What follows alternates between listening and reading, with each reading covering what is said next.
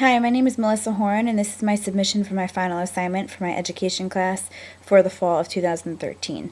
My unit plan was on magnetism, and unfortunately, magnetism is not something that my students in my classroom are able to do right now cognitively. So I am just here to talk to you about how I would differentiate my lesson plan if I were to teach it to actual students. What I would do for the majority of my lesson as a whole is I would make sure that my note taking is easy for them. Where, for example, if my students that are on grade level are able to take notes, they can take notes from my SmartBoard presentation. They can also fill in the blanks if they need to.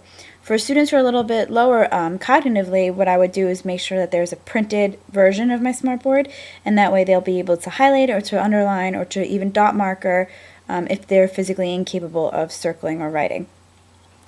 The next thing I would do is really, my whole unit is very hands-on. It's from a lot of my hands-on learners, a lot of my visual learners.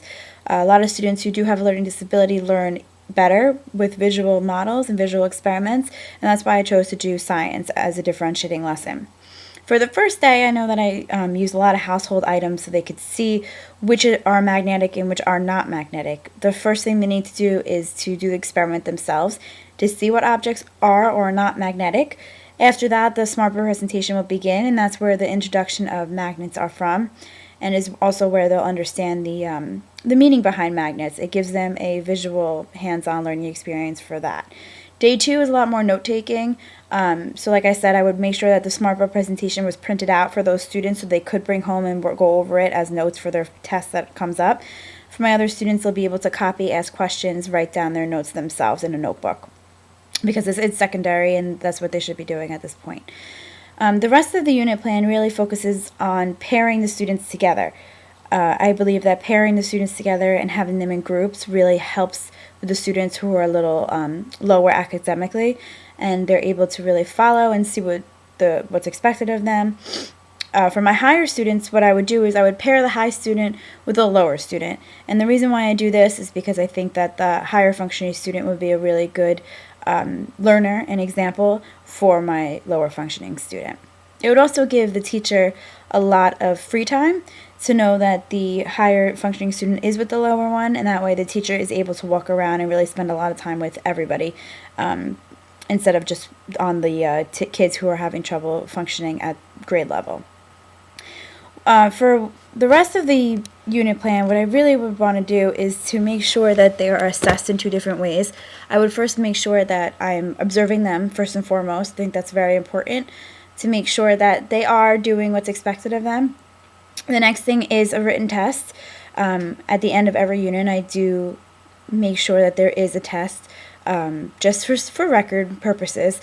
Like I said, a lot of that grade will also be for my observations and my informal assessments. My other magnet lessons, what I would do is I would really make sure that my learners are comfortable with magnetism and that they're able to move on to the next unit, which is going to be gravity and or friction. I would make it a week-long lesson unit plan, so that way the students, if they have any questions, they're able to come to me and ask me for questions or help before we move on to the bigger unit. I also feel that at the end of the unit, it would be fun for the students to create their own experiment. I think that, like I said, for hands-on and visual learners, that it would be nice for them to come in with their own experiment. I would also keep them paired with the higher functioning other student as a partner. That way, I think that they can really help in aiding them in putting together an experiment that really tries to prove something on magnetism. I would do the same thing for my unit on gravity and friction. As far as I made this lesson plan for students that did not have any physical adaptations, but if they do, it's always good to think about the way you set up the stations around your room. If a child who is in a wheelchair or who has a walker would be able to manipulate the classroom and walk around, also go from station to station easily and not have trouble or have things in their ways to block them. I would also make sure that everything is level, that they could reach. Like I said, if they are in a wheelchair, you want to make sure that everything that's on the tables is reachable for them, so they really could participate in the whole experiment just like all the other children are. If you have a student with visual impairments, during the SmartBoard part of my lessons, I would make sure they're sitting up close.